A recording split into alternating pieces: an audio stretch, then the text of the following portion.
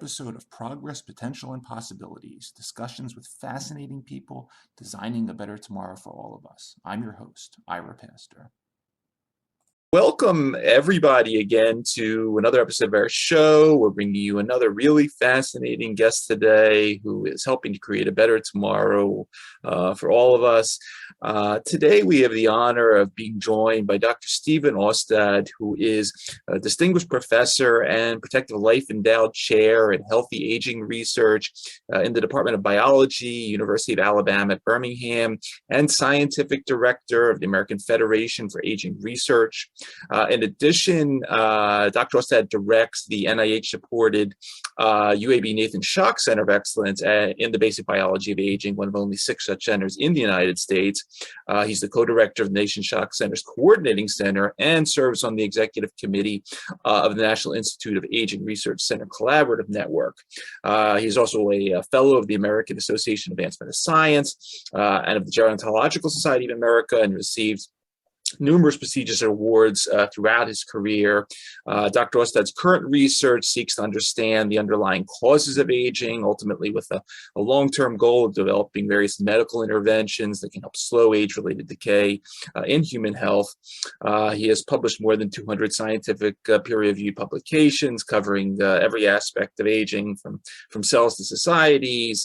He's the current author of the book, Why We Age, What Science is Discovering About the Body's Journey Through Life, and his new book on the natural history of exceptional longevity, which is going to be entitled Methuselah Zoo, What Nature Can Teach Us About Living Longer, Healthier Lives, will be out at April of 2022, because I did get that one.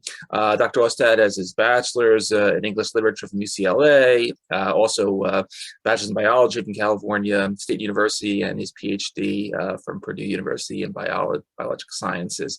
A lot to talk about, but Dr. Steve Austad, thanks so much for taking the time to come on the show. Well, thank you, Ira. It's a pleasure to be here. It's great having you. I'd love to start off by handing you the floor for a couple minutes. If you could take us back a little bit to the days of, you're driving a taxi cab around New York City, you're reporting for a newspaper, and all of a sudden someone comes along and says, Steve, I want you to come train these lions. Take us back to how that all happened, and then ultimately how you got interested in aging and ended up in Papua New Guinea and other far exotic places.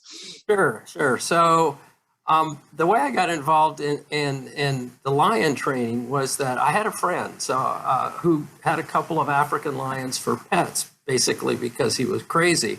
He had a 20-acre farm out in the country, and he got a call from a movie producer wanting to use his lions in a movie, and he needed some way to transport the lions. This was in Portland, Oregon, down to Hollywood, and so he asked me to help them.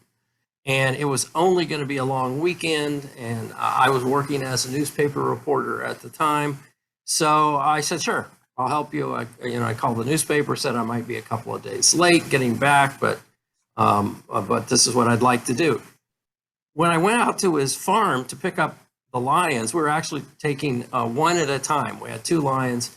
I thought he had a trailer of some sort that we would be transporting them, maybe a modified horse trailer.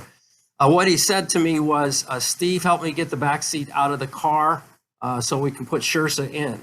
And so he basically took the back seat out of his car. We got the lion in there. There's nothing between the front and the back seat.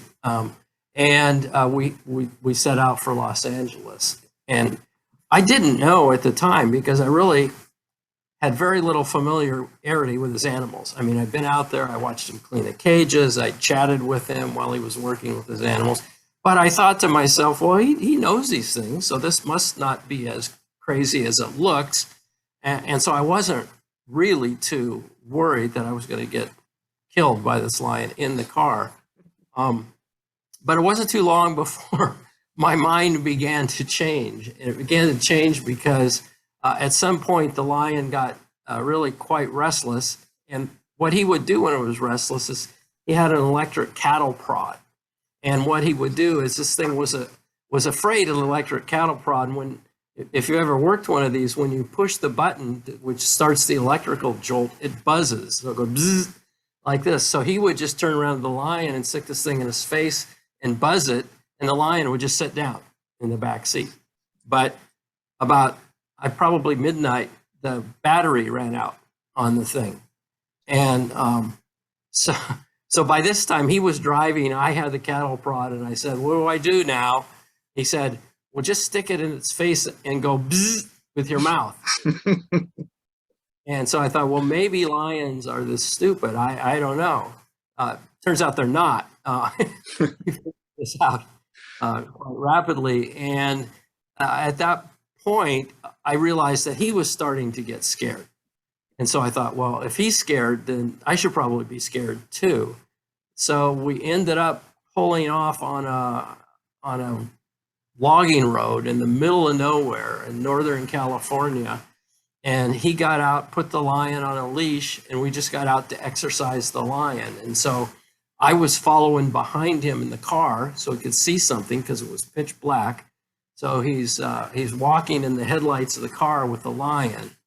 And I'm imagining every catastrophe that you can think of here, right? There's going to be a farm. There's going to be a dog that's going to run out. I mean, I could just imagine a gazillion things.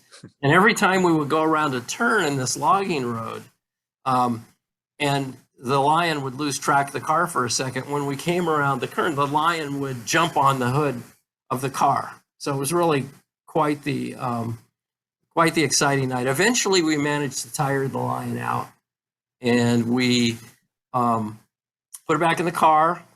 We continued our drive, and it went fairly smoothly until, I don't know, maybe 4 a.m. when the police lights came on behind us. And apparently I had been driving a lot faster than I realized because I was really anxious to get down to LA and to get this lion out of the car. Anyway, I jumped out of the car, tried to pretend to the policeman because by this time he's got his high beam shining into the car. The lion woke up. It's pacing back and forth in the back seat. It jumps over the front seat. It gets a paw on the horn, and so the horn is in the middle of the night. And the policeman is just looking at that, and he just says, "Just get back in the car and get out of my jurisdiction." So I did, and it was fairly uneventful. But then when we got to Hollywood, the movie producer who met us there is talking to me, and he offers me a job right off the bat. And I said, "No, you don't understand. This is the first time I've ever actually been around a lion, so I don't know anything at all about that." He goes, "Well, I'm going to need 20 plus lions for this movie, and I need lots of trainers, and I've already hired some professional trainers, so they can train you. It's really not a problem." And I'm still fairly dubious about this, and I'm thinking, well, I have a job, and I need to get back. But then he said, and this was the key thing, he said, "You're going to have to live, if you take the job, you'd have to live at my house for a while because we're raising some lions there. What I really need is I need somebody to take care of those lions. And it'll just be you and my wife, Tippy, and my daughter, Melanie." And it turned out that there was an actress at the time who was in the Birds, Tippi Hedren, that I had a crush on since I was 10 years old. And I thought, that's a pretty unusual name. And so I said, "Is your wife Tippi Hedren?" He goes, "Yes." And so at that point I said, "Yeah, okay, yeah, I'll take the job." And I called the newspaper and I said, "I'm sorry, I quit. I'm staying in LA." So that's how I got into it. It was very bizarre. And I did end up living at their house for 6 months. And her daughter, Melanie Griffith, who subsequently went on to a movie career of her own. Absolutely. That's fascinating. Completely fascinating story, Steve. Well, so coming from the Lions now, you moved on, you got into aging research, and you've been spending a lot of time the last couple of decades we're hanging out at, it'll be the title of your new book, in Methuselah Zoo, looking at this broad range of animals that we occupy this planet with that are extremely successful, more so than us, at aging, healthfully aging. You've worked with elephants, the naked mole rat. You know, we had Shelley Buffenstein and Vera Granova on the show talking about some of the genetic lottery that those animals have won a little bit in terms of P53 and hyaluronic acid and so forth. You get into some more of the champions of aging in terms of the Arctica Icelandica clams and unique protein stabilization patterns, and of course Hydra with really wild abilities to transdifferentiate and do all sorts of other cool things. As you've hung out in the Methuselah Zoo over the years, putting the lions aside for now, what are some of the mechanisms that you've uncovered along the way that really get you excited when you think about translation and ultimately taking some of these, you know, whether it's through small molecules or proteins or gene therapies or what have you, to humans? What are some of the things that really stand out to you? Well, so first of all, I think that the big breakthroughs in aging research are going to come from Methuselah Zoo. I don't think they're going to come from mice or worms or flies. I think those are very, very good, and we can do very neat biology with those. And I think they're very good for pointing us at processes, you know, like protein homeostasis, shown in species after species after species, seems to be important. DNA repair, these major processes. But in terms of figuring out how to do it better than we already do, and I think it's easy to forget that humans are already, you know, the terrestrial world's longest lived animal. So it's not like we don't know. Longest lived, I would say mammal, because there are tortoises that live longer and all, but I don't think we have a lot to learn from them. So we're already very, very good. So I think we need to really, if we're going to discover nature's tricks, and nature has had, you know, billions of years and billions of species with which to experiment, we're going to discover their tricks. We really need to figure out which animals do these things, do DNA repair, protein homeostasis, preserve mitochondrial function, resist cancer, all of those things. We need to be very thoughtful, I think, about what we do. And what I've done, I think, over my career is I've been kind of a dilettante in that I've worked on this species, I've worked on that species. I think it's one of the attractions of aging research is it's such a huge field that you can jump around in it. I think what we really need now is a handful of Manhattan projects on a handful of particularly informative species. I would say the only thing of all these that I could say for sure we have discovered, and this could turn into something big, is in the clams, the Arctica.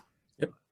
So these are clams that live 500 years, and we were interested in their muscle that opens and closes the shell, because, you know, there's a lot of things. If you have an animal that lives 500 years, there's a ton of things you could imagine might be worth studying.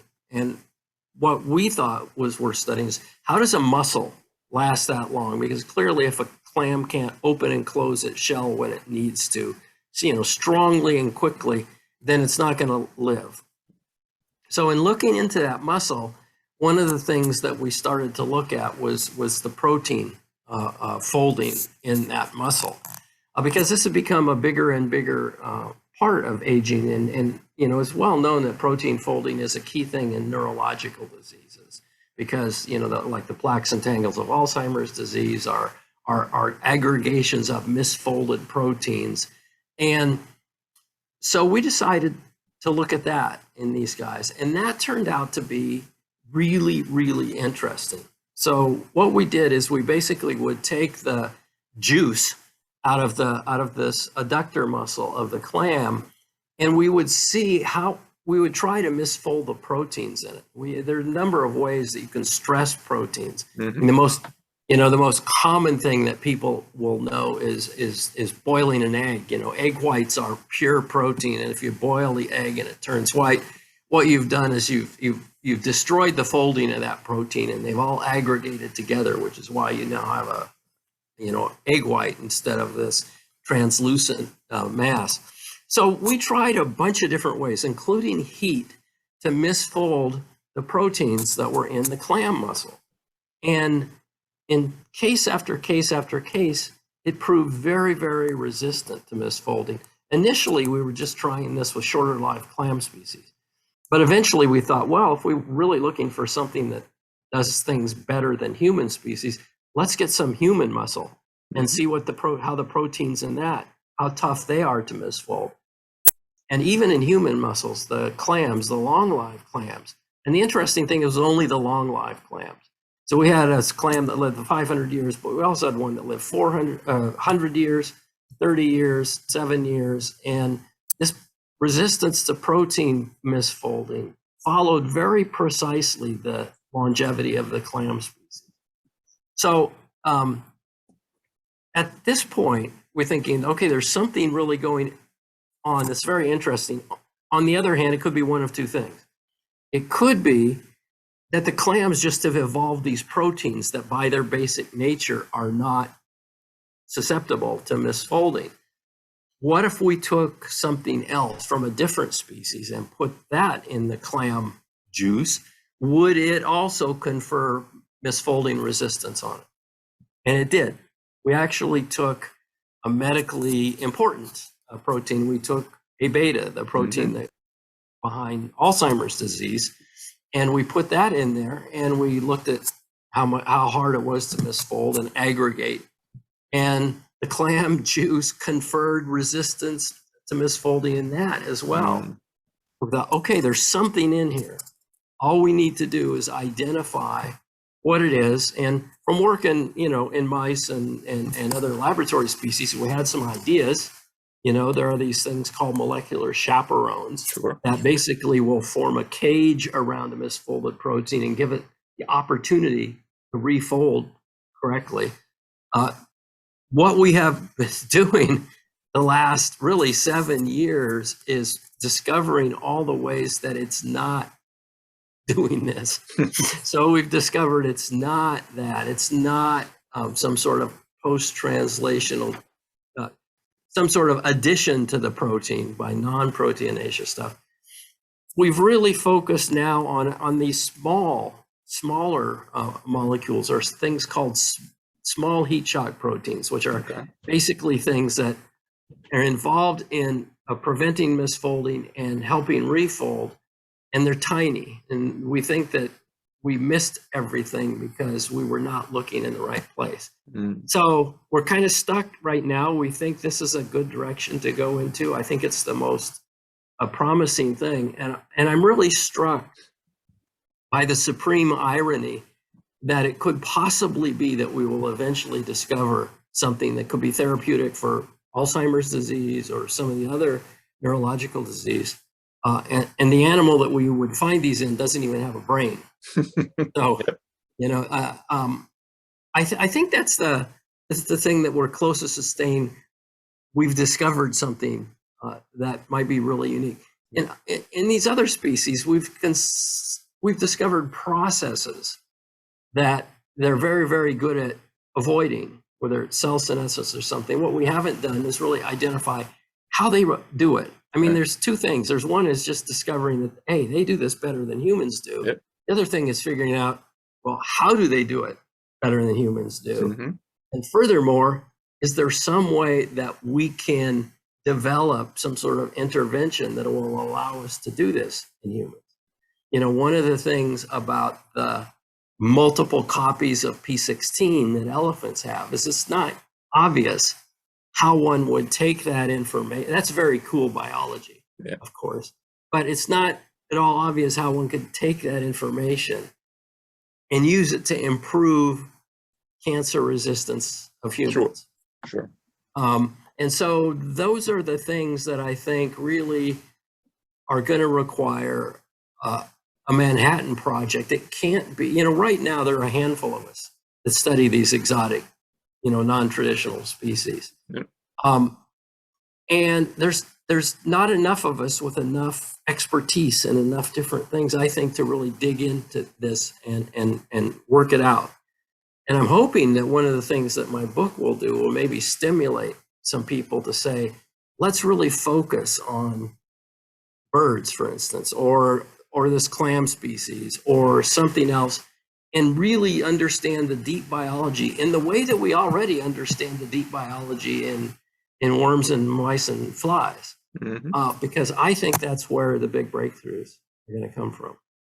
Yeah, I'm 100% behind you on that, and yeah, I love to point out that the $1 trillion or so that the pharmaceutical industry generates every year, the majority of it still has its origins either from plants or bacteria or fungi, and there's so much of the zoo, the biologic kingdom in general that we have not taken into account. So I mean, hey, 500 years that says something, right? It does. It does. There's something By the way, I just calculated, because one of the nice things about clams is you can calculate their exact age because they have these annual growth rings, which is how you do it in the shell. And I calculated that the 507-year-old clam, which is the record, it's the Jean Calment of clams, was born in 1499. That 65 years before Shakespeare was born, and died in 2006 when it was killed by a scientist who didn't realize how old it was. Oh, wow. Steve, I've had a little sort of zoo experience myself, and several years ago I was involved in a project. There were several captive Western lowland gorillas in zoos here in the United States that were dying from a heart condition called fibrosing cardiomyopathy, and it was found a little later on that in the gorilla's diet in West Africa, they had these ginger rolls that they ate in large amounts that had all sorts of interesting ability to inhibit pro-inflammatory cytokines and other factors. And I was taking a look at your recent paper. It was entitled "Beyond Calorie Restriction: Aging as a Biological Target for Nutrient Therapies." This was August 2021, Current Opinion Biotechnology. And you go into this area where you talk about, we've understood sort of one angle of caloric restriction, but we really haven't yet gone into depth that there's probably other things in terms of macronutrients and protein contents and so forth that go along with that. I always thought this gorilla example was a really nice case of sort of nutrigenomics in action, that, we missed this one thing and things go terribly wrong. Talk a little bit about this paper, if you would, and some of the things that you're looking at in terms of looking beyond just the calorie restriction part of calorie restriction. Yeah, I think we got stuck in the calorie restriction paradigm a long time ago, and it took a long time to break out of that. And that paradigm was, well, let's feed the animals less, and let's start early in life and feed them less for their entire lives and see what that does. And it has remarkable effects at prolonging the life, at least of laboratory organisms. But one of the things that took the longest time for people to figure out is that, well, we're doing several things when we do this. The first thing that we're doing is that we're reducing their calories. But the second thing that we're doing is we're changing the tempo at which they eat. Because if you've done these experiments, one of the things is that the animals are waiting for you when you show up with the food every day. They're doing push-ups on the cage waiting for you, and they gobble the food down almost immediately. And that means that they're fasting for basically 23 and a half hours a day. And finally, somebody thought, well, maybe it's not actually the calories themselves or some macronutrient. Maybe it's not the protein. There was very little evidence at that point that reducing particular macronutrients like protein or carbohydrate made a difference. I think now we're thinking a little bit differently about that. But there was the fasting. And, and we were discovering quite independently all these molecular targets that are hit as we fast, molecular changes, particularly in mTOR. And so people started thinking, well, maybe it's the amount of time that you eat versus the amount of time that you're fasting. Maybe that's a key, and maybe that's a player here. And it's interesting because when I worked in Papua New Guinea, the people that I was working with there, so I was working in a very remote area where I wasn't interested in the people. I mean, I was, but I wasn't studying the people. I was studying some animals that lived there. But because this was a week's walk from a tiny jungle airstrip. I needed lots of help from local people to carry gear, to help me catch the animals, a number of things. And I noticed they ate once a day. Now that's a very protein poor area, so there's not a lot of food, but they seem to do fine eating once a day.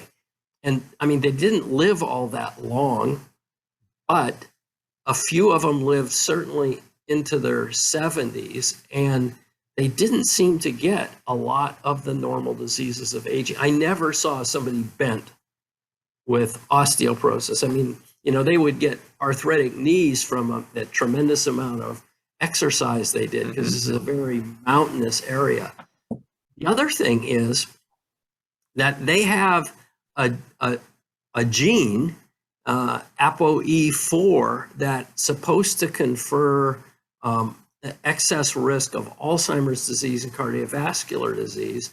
And when I went to a missionary hospital that was nearby, and I talked to the doctors there, and I said, how often do you guys see demented older people around here? They said, we never see them.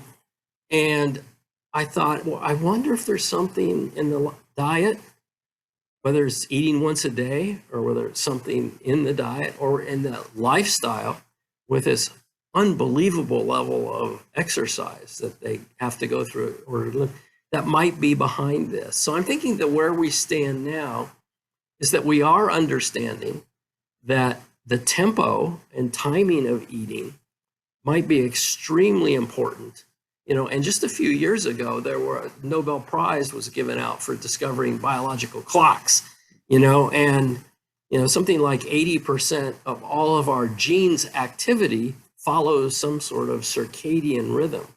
And so I think that we're onto something brand new here in the timing of eating. And a number of diets now have come out, you know, intermittent fasting, you know, every other day, a whole bunch of these things. And there's not enough evidence, I'd say, in humans yet to be sure what the best one of those is. And I also think there's probably not likely to be a best one. I think there's likely to be maybe a best one for me and maybe a different best one for you, because that's the other thing that's come out of the calorie restriction research, is it works, different levels of restriction work differently depending on genetic background. And then I think there are issues with the right mixture of protein, carbohydrate, and fat for individual people. And so I think we're likely to be undergoing a great deal of evolution in what we know about diet and health because of issues of timing, because of personalized dietary approaches, and because of other things that we'll no doubt discover about micronutrients as well. And this is something that I think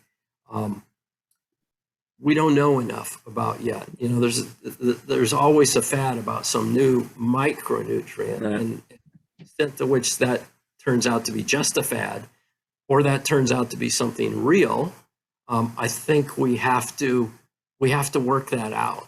And so I think what we're really ready for in aging research is human studies. Yep. I think we got too comfortable. We got to feeling too smug because we were developing more and more ways to make worms and flies and mice live longer. And we've now got tons of ways to do that, right? But we tended to be content with that. Say, okay, we're ready to hand it off now. We're handing it off to the drug companies. We're handing it off to biotech. And they haven't really dove into that the way that I wish they had. And so I think we're really ready to start seriously moving into human projects. And I think that we're also developing research paradigms. One of the reasons I think we never thought about this before is we thought, well, we can't do the kind of experiment that we do in a mouse in humans. It would take 50 years to figure out if we're having any kind of beneficial impact. Well, I think we know a lot more now. I think we know how to do these things in a much shorter time period. And so I'm really looking for major progress in the next decade or two, because I mean, there's tons of new money coming into the field, and I think there's a shifting paradigms of the way we do our research. And then there are advances, like some of these advances with biological clocks that might be able to tell us something quickly. I'm not sure any of these things are at the point where we can say, aha, we've got the secret, we're now ready to go. But I think we're close. We're very, very close. And I think the world is starting to appreciate it, at least the scientifically literate world. That's why I think so much money is suddenly pouring into the field. Let's hop over to the Manhattan Project for a minute, or for the next part of our discussion, because you are a key part of the TAME trial, the development of the TAME trial, the stands for targeting aging with metformin. 3,000 potential patients, 14 centers, age 65 to 80, 6 years, and you've been, I see Nir Barzilai's out there, probably sort of much more the public face of it than you, but you're integrally involved in this. So I want to ask you a couple questions, just in general. Let's just start off. What's the current status of TAME today? Because I know that a lot has been done in terms of protocols and everything and designing it, and I think some of the tens of millions have been raised. But what can you give us a little bit on the status of where TAME sits as we enter 2022? Sure. Let me just say that whatever I tell you today will be different by tomorrow. But I'm sure. I mean, so I'm not centrally involved in the TAME study. I was involved in the genesis, in the design, and a bunch of this. And I'm a huge advocate. But in terms of the actual carrying out of the project, I'm not involved. My understanding is that within the next month or so, there will be an announcement that it's officially underway and that they will start recruiting people to be in the trial. The delay has been in getting the funding, because the thing about metformin is it's off patent, and nobody's going to get rich if it turns out to work. And that's actually one of the reasons that we chose metformin, because I don't know what you know about the origin of this trial, but a small group of us, probably 30 people, got together in this castle in the middle of Spain, and we locked ourselves away for a few days to design the first, major human study of an anti-aging intervention. I was all in favor at that. We were all coming up with our favorite compound to try first. I was all in favor of rapamycin, and Nir was in favor of metformin, and we batted this around for several days, and he finally convinced me. And one of the reasons that he convinced me of this was exactly that it was off patent and that nobody's going to get rich, because we were thinking ultimately we'd like to go to the FDA. We don't need FDA approval because metformin's already approved, but what we want the FDA to give an official indication of metformin for the treatment of aging, as if it were a disease. And if we do this with metformin, nobody is going to be suspicious that we're trying to get rich by doing it. It's the science. And I think that worked, because when we did go to the FDA, they were very, very receptive. We had worked really for weeks to come up with a series of arguments to convince them. We couldn't say targeting aging, because they don't think of they don't do aging, they do diseases. So we said we're targeting these multiple diseases. But really, within the first 5 minutes of chatting with them, they said, okay, that sounds reasonable. Let's talk about how you're going to design your experiment now. And so the status of the TAME trial, it's about to get underway. It's taken a long time to get the funding, because, like I say, none of the drug companies were going to fund it. And I think, regardless how it comes out, I think it's going to be groundbreaking, because the other thing that it's done is we developed a sort of protocol. How would you do research to assess the impact of an anti-aging drug? And then to even get the FDA to consider it, I'm thinking we'll get the big pharmaceutical companies interested, because I mean, they would like nothing more than something that people started to take when they were 40 and they took every day or once a week for the rest of their lives.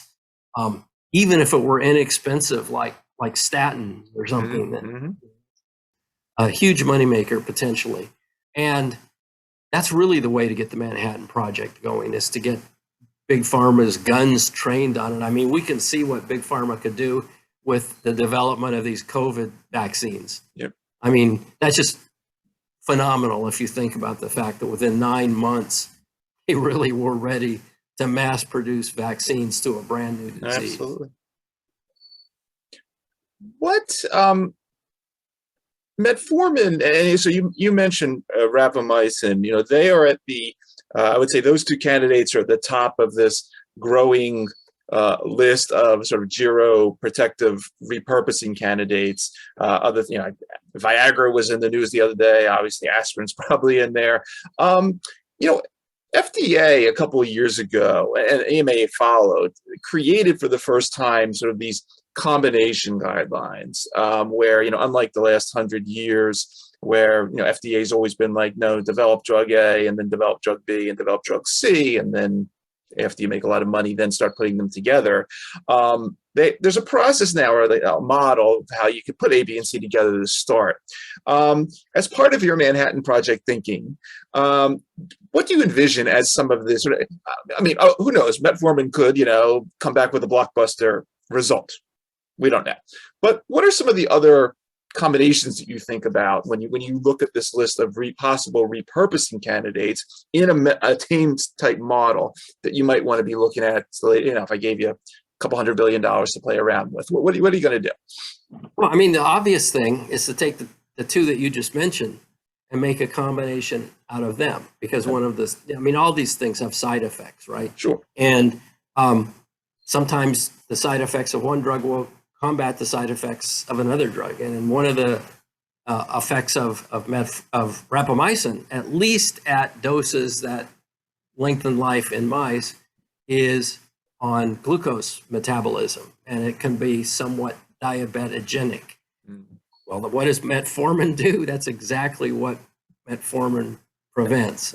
So I'm absolutely convinced that these are going to have to be combination drugs. I don't think we're going to find anything that hits all the aging targets. Sure. So I think it'll be some kind of combination.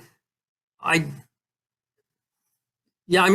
in the interventions testing program, I don't know if your audience knows what the intervention testing program is, but it's this NIH-supported program where they test these compounds in mice. Mm-hmm. They've already started working on combinations of these drugs. They actually did metformin and rapamycin together in the interventions testing program. Metformin is an interesting drug because its effects on mice are very mild and uneven. Sometimes they find something, sometimes they don't. Mm-hmm. It's the human effects that are really oppressive on metformin. And I think that's important because, well, I'll just come out and say it, mice are a crappy model for humans. They really are. 1 out of 10 cancer drugs that works in mice works in humans. 0 out of hundreds of Alzheimer's drugs that work in mice work in humans. And so I think I hate to think that we are missing something big because it didn't work in a mouse, but it could work in humans. And I think we're lucky with metformin because people have been taking it for, to combat diabetes for 60 years. And so even though it didn't work out that impressively in the mice, if we didn't have the human data, no one would be looking at metformin as a potential anti-aging drug. But the human data are really fairly compelling, even though they're all observational. Yep. I think it's likely to be a combination drug. How many drugs might be in that combination? I just don't know. This is why I'm a little bit dubious of what we're finding in mice leading us to the promised lands in people. And like I say, I'm very much concerned that some drugs that might have been really beneficial in humans are not even being tested because we looked at them in mice and we didn't find that effect. Yep. Steve, let's talk for a couple of minutes about sex differences in health and aging. You have this paper in Geroscience 2019 June. You talk about the sort of the neuroendocrine signaling links to longevity, and a couple of weeks ago I had Jennifer Garrison on talking a little bit about oxytocin. In this paper, you talk about the activin and inhibin related to FSH biosynthesis and so forth. To say a few words about aging differences between the sexes, and then any interesting findings coming out of your work related to, obviously Jennifer's very focused on menopause and sort of the unique clinical opportunity that offers to target, where you don't have to wait, 50 years, so forth. Talk a little bit about what you're seeing in sort of your sex difference work. Yeah, so this was a huge shock. So first of all, I like to say that I think some of my contribution to science has been to point out things that everybody knows, but nobody, Sherlock Holmes said, things that everybody sees, but nobody observes. Right. And one of those things, I think, was the female survival advantage in people. Yep. And when I first, everybody knows that women live longer than men, but I always assumed, well, this is because men are particularly prone to heart disease. And it's true, men are particularly prone to heart disease. But it turns out that women are better at surviving, not just heart disease, but they die at lower rates of cancer, of COPD, of influenza, pneumonia, you name it. There's only one thing of the top 12 causes of death that women die at a higher rate than men, and that's Alzheimer's disease. And we don't understand that. But so I did that, and I thought, well, is this something that only happens in the diseases that we think of as aging diseases, or is there some more general robustness of the female phenotype? And so I actually went back into the literature and looked at survival of females throughout history in all of the countries that have good data. And I said, well, do they survive better from, let's say, birth to age 5? And yes, they do. They even survive better prenatally. That is, if a baby is born a few weeks early, one of the risk factors for it dying is being a male. And that's a long time before, the hormones that we typically think of as involved in aging, whether beneficially or detrimentally, seem to be playing much of a role. So at about the time that I started thinking about that, I started looking at our experimental animals. And in mice, I found, it's interesting, I read 2 papers in the same year, and one paper, the whole rationale for the paper was, everybody knows that male mice live longer than female mice. And I thought, well, I didn't know that. That's interesting. Then I read another paper published in the same year that said everybody knows that there's no sex difference in longevity between male and female mice. And so I thought, well, everybody clearly doesn't know this because you 2 authors didn't know what each other thought everybody knew. So it turns out that if you look at hundreds of studies, there is no male versus female survival advantage in mice. But in specific studies, there could be tremendous ones. And so we could potentially learn a lot from studying that. But the other thing that happened at the same time is suddenly the interventionist testing program said, well, we found this compound and it extends the life of males, but has no effect in females. And I thought, wow, that's something that nobody would have expected. And I think nobody would have expected this because the effects of dietary restriction seem to be pretty similar between the sexes in mice and rats anyway.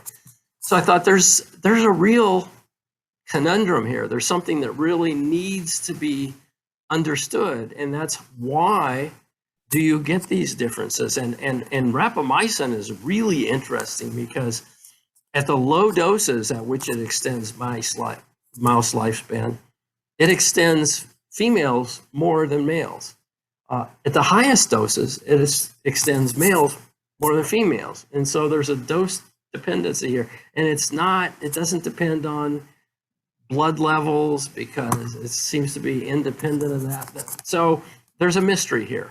And I think that in terms of personalized health and personalized medicine, this is the first place you're going to see it. You're going to see drugs develop that are beneficial for female health that may have minimal effect on male health, and vice versa. And that's something that I think we're going to start discovering soon, because now the NIH has basically mandated that you need to study both sexes or have a good reason not to. You know, if you're studying prostate cancer, then there's no reason to include females in the study. Mm-hmm. So the sex difference thing, the other thing is there's this paradox in humans, and the paradox is this, that women live longer at all times and everywhere, but they're also less healthy later in life. They tend to go to the doctor more, miss more days of work, have more sickness, have more functional disabilities in the daily course of life. A lot of that has to do with joint and muscle problems. So what we would really like to do would be to make men live as long as females, but make females stay healthy like males. You know, near Barzilai's centenarian study, when you enroll in that, you have to be a healthy centenarian. You have to be living alone, living independently at least to age 85. By age 100, there's about 1 in 4, 1 in 5 100-year-olds is a man. But in his study, it's 1-to-1. And that's because he only takes healthy people, which means that he's basically excluding a lot more women than men from his study. So if we could make men live as long as women and women stay healthy as long as men do, then we would go a long ways towards really having a significant boost in human health. Fascinating. Steve, can you say a few words about the new book? I know it's got a couple months to go now, but I was reading, you know, the debut piece on your website. Anything you can tell us about where you're going to be taking us on the Methuselah Zoo route? Yeah, so what I do in Methuselah Zoo is that I basically am marching through all of the groups of animals that live an exceptionally long life or are thought to. And what I'm really doing in a lot of it is I'm focusing on the natural history. Where can we expect to find, what kinds of animals would you expect to find long life in? And then in which of these are we likely to learn something about extending human health, and which ones are really sort of interesting but are not likely to teach us as much about human health. And in doing so, I also am digging quite deeply into the myths, the mythology of longevity, because there's a lot of misinformation out there about longevity, and or let's say very uncertain information. I'll just give you an example, is the Greenland shark. Okay. So this is an incredible story because it was discovered so recently. I think this paper was in 2015 or 2016, where the claim was that the Greenland sharks could live up to almost 400 years. And these are big sharks. These are sharks that are almost as big as great white sharks. And that's really fascinating. The other part of that was interesting is they said, but they don't reach puberty basically until they're 150 years old. I thought that is a really prolonged adolescence. I don't know about that. But then so to give you an example, I dug into, well, how do we know that? You know, because nobody, you know, they live under the water in the Arctic. How do we know that, and what does it mean? And it turns out they're clearly very long-lived. Exactly how long, though, that's a big question mark, because all of the longevity information is basically based on one single individual. Mm-hmm. So what they did is they're looking at the ratio of carbon-14 to carbon-12 in the islands, the core of the island. So the core of the shark's islands and your islands and my islands was really laid down before we were born, when we were still developing. But it's metabolically inert. Those proteins were created then, and they just sit there. And so if you can figure out how old those proteins are, you can figure out how old the animal is. Well, there was a lot of nuclear testing in the atmosphere in the 1950s up to 1963. And what that did is it doubled the amount of carbon-14 in the atmosphere. So what they did is they looked at a whole bunch of sharks of different sizes, and they were looking for one where there was basically a much higher level of carbon-14 than in any of the others. And they figured that one was born at the very peak of atmospheric carbon-14, which turned out to be in the early 1960s. And so they said, okay, we found one. It's got a really high level of carbon-14. It was born in 1962, and it was 50 years old when we examined it. And so anything that's smaller than it, we are going to consider is younger, and anything that's bigger, we're going to consider is older. And then by doing some mathematics of growth rates, everything else came from that one single individual. Now, just think about this. We know what carbon-14 was like in the atmosphere at the time, but now we're talking about animals that live very deep in the ocean that are eating the animals that eat plants, which is where it's going to come up, it's going to transfer in there. So we need to know, when did it get in the ocean? When did it get in the deep ocean? When did it move through the food chain? So I'd say there's a lot of uncertainty around that. They're clearly really long lived, but there's a lot of uncertainty about exactly how long lived. The other interesting thing I found out is that these things have an incredibly slow metabolism. People have actually measured how fast they swim. They put accelerators on and tracked them for 24 hours. The maximum swimming speed that they found for a Greenland shark is about 3/4 of a meter per second. Now, to put that in perspective, an average 80-year-old that's healthy walks about 30% faster than that. So these sharks are out there swimming at slower speed than an 80-year-old walks, but they do it for a very, very long time. What are we going to learn from them about living along? I'm not sure, except if we put ourselves on ice and into semi-hibernation for centuries, maybe we could live for centuries. So that's the kind of thing I'm doing. I actually think that, by the way, in digging through how they're doing these things, I'm now of the opinion that the bowhead whales, which are estimated to live over 200 years, are underestimated. I think they live considerably longer than that. So I think there's much more to be learned from those whales than we even think at this point. Because they're doing the same thing with the islands there. They're using the islands, but they're not using carbon-14. What they're using is a chemical process that's temperature dependent. And so you have to make some assumptions about the temperature at which the islands is living. And I think they've really, really overestimated how warm that is, because these are animals that live in the Arctic Ocean. They swim in water that's within a couple of degrees of freezing their entire lives. But yet the assumption is that that eye is living at a normal mammal body temperature of 37. And I think that can't possibly be if it's 10 centimeters from ice cold ocean for its entire life. So anyway, that's some of the stuff that I've gone into in Methuselah Zoo. I'm very much looking forward to it.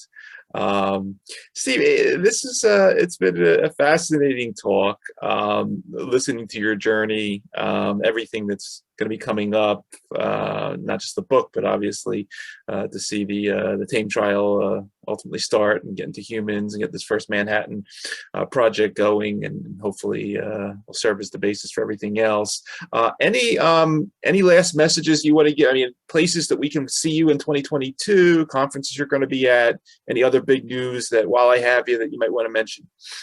Well, I mean, the conference scene is very much in flux now, thanks to COVID. There's a big geroscience conference in June in Toulouse, France. Okay. I'll be there. Other than that, again, we're kind of in a waiting pattern now because of COVID. But things will start up again. They're already doing it. There's an interesting conference coming up in January, a workshop in Bethesda, Maryland, on biomarkers, on some of these new molecular biomarkers of aging that could revolutionize everything. I mean, that means we could be able to test new drugs in a matter of months rather than 5 years like the TAME trial. So there's a lot of exciting stuff going on. I think once COVID is safely behind us, whenever that is going to be, there'll be a huge burst of activity.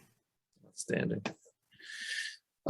For everybody that's going to be listening to this episode on our podcast or watching on the YouTube channel, you've been listening to the amazing Dr. Stephen Austad, Distinguished Professor, Protected Life Endowed Chair in Healthy Aging Research, University of Alabama, Birmingham. Pick up his book, Why We Age. Keep a lookout for the new book, Methuselah Zoo. Look headed towards us April of 2022. Steve, I want to thank you for taking the time out of your schedule to come talk to us. Thanks for everything you're doing there. And as we like to say on this show, thanks for helping to create a better tomorrow through everything you've been doing through your research. Fascinating work. Thank you, Ira. It's really been a pleasure to talk to you.